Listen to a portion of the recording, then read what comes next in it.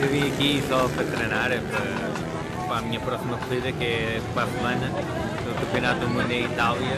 O objetivo aqui é rolar, não é fazer nenhum lugar. Eu não quero arriscar nada, não quero cair, não quero desmorolar. Isto aqui acho que é uma coisa de treino para a semana, uma coisinha para mim.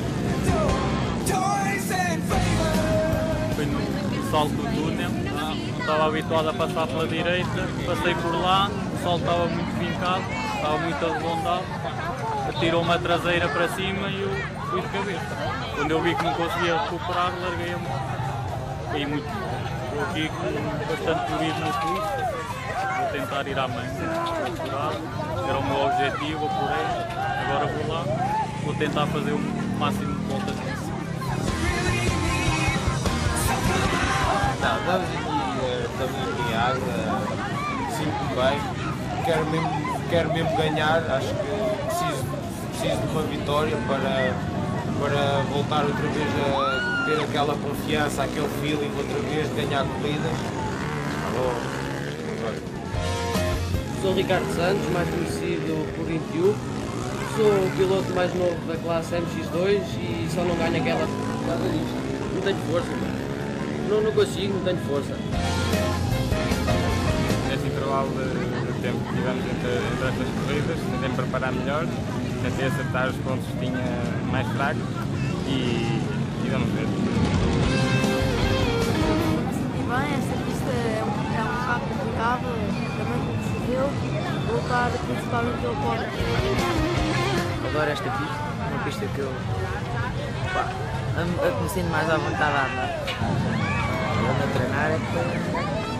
A terceira etapa do campeonato é São Quentino, a segunda manga de na liderança e à quarta volta mais ou menos caí e troquei o ombro. Custa-me a movimentar ainda tenho algumas dores e estou hoje aqui só para voltar, para não perder o campeonato completamente. E esta pista também é um bocado trabalhosa, a pessoa não pode explorar bem a moto, tem que ser corajoso, mandar-se para o chão, principalmente aí tem.